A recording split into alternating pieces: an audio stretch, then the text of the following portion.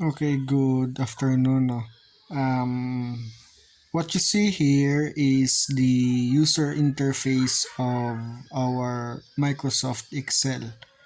So we will be using Microsoft Excel as a spreadsheet because Microsoft Excel is the most widely used spreadsheet nowadays and most common spreadsheet, and then more functions when compared to other spreadsheets. I assume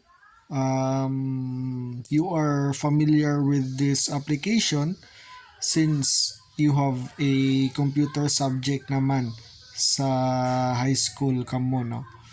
So wala ko lang gi-screen record, no, kay may problem ang akon nga laptop when it comes to recording audios. So gina-videohan ko lang. Um, First things first, what you can see in the user interface of our Microsoft Excel is the ribbon.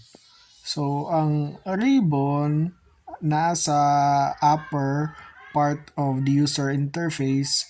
Sa tanan nyo makita sa tanan nga babaw is the ribbon. Now, ribbon um, consists of parts which is home, home tabs, insert tabs, page layout, formulas, data, review, view. But it depends on the version of your application.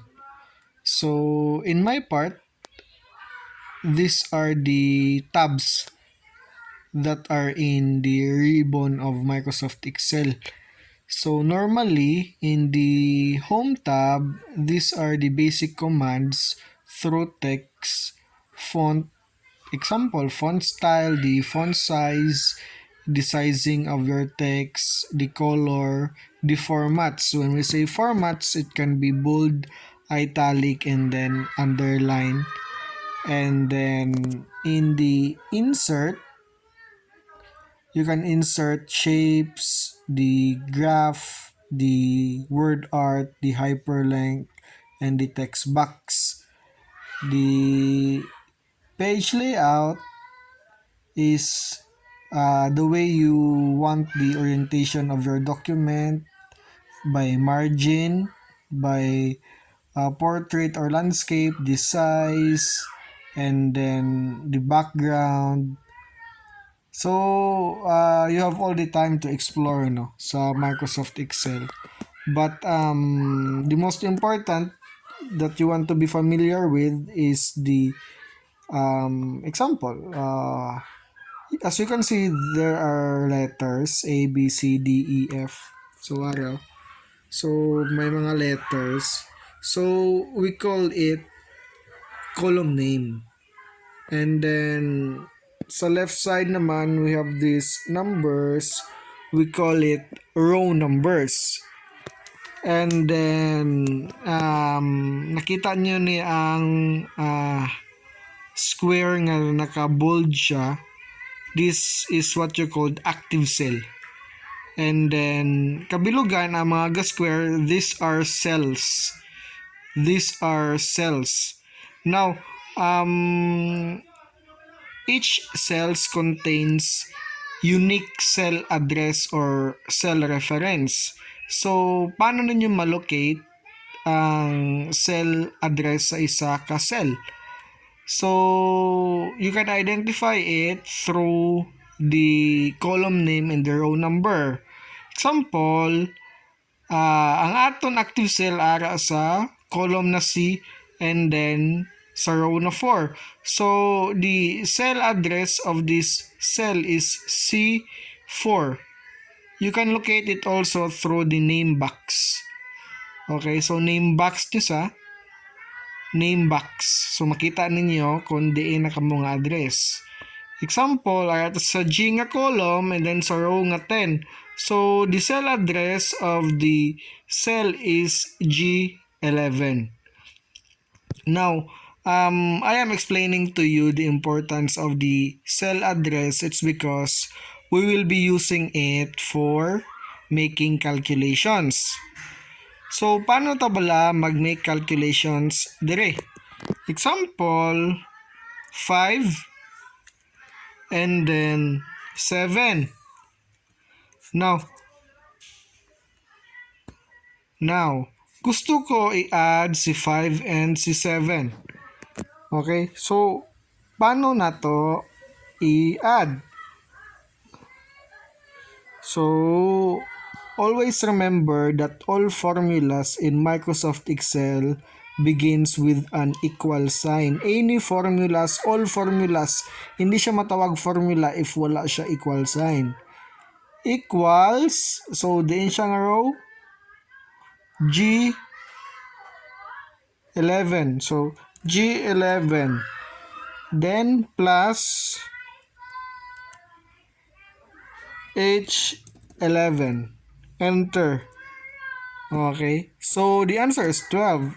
Gi-add ta ang 5 and 12. So, if example, product ni siya ang 5,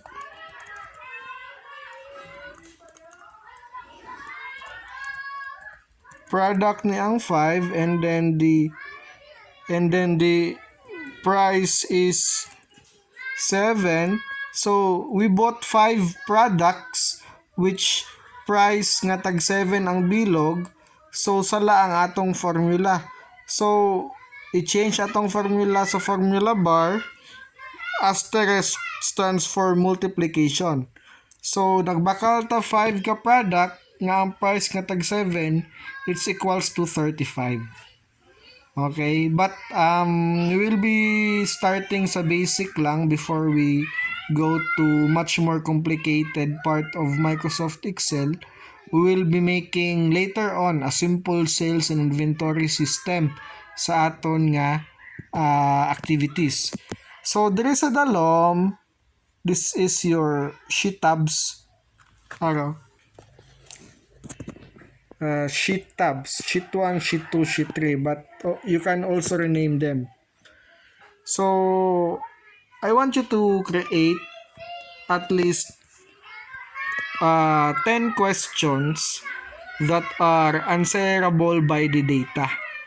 So, in this activity, sa aton nga Microsoft Excel, I want you to make a question that are answerable by data. Now, I want you to collect data from any person that can answer the questions nga inyong ginobra. So, example, I will make a question. Naniniwala ka ba sa forever? Okay. So, the question is, naniniwala ka ba sa forever? Now, how to collect data? So, just ask at least 10 persons. Depende, FB friends ba nimo siya, family ba nimo siya, nga aral na sa balay, parang di budlay sa inyo, or question lang through messenger sa mga friends ninyo, no? So, ang data, by the way, it's either a character, it's either a number, it's either a statement. So, it's either a number. Example, rate yourself, gaano ka kagwapo from 1 to 10. Okay, ano man lantaw niya sa nung kagalingon, gwapa or gwapo, 10. Okay, that's a data. And then, by that data, we can come up with a conclusion. So, if, example, you ask 10 persons, we will just be assuming that 10 person, isa na siya ka-community sa isa ka lugar. Example, therefore, we conclude that the students of Donetsk Coast are handsome. It's because according to the data that we gathered. So, sa akon, I will be using a statement nga data. So, naniniwala ka ba sa forever? So, yes or no. So, um, naghambal nga yes. Example, yes, no.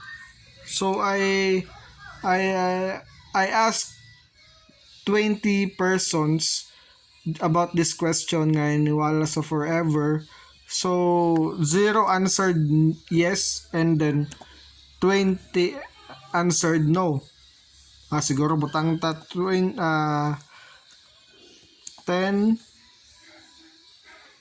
answered yes and then 10 answered no.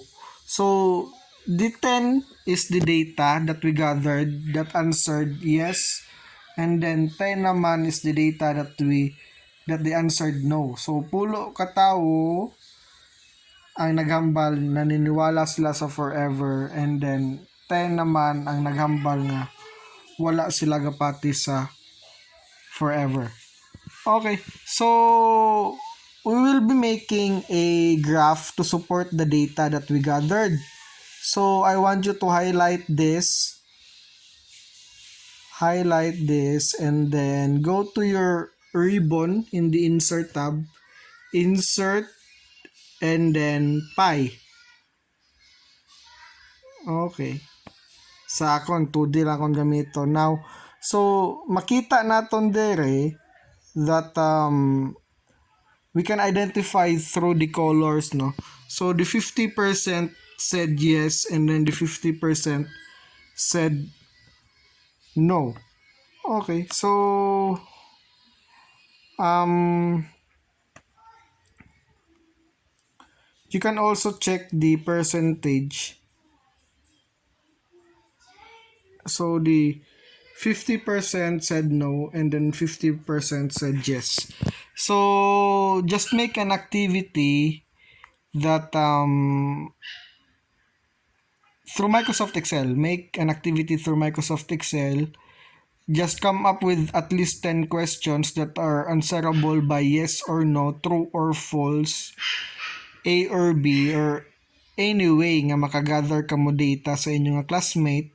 And then just make a graph by it, and then send it to my Gmail account. So I will expect it next week, Monday. Okay. Thank you.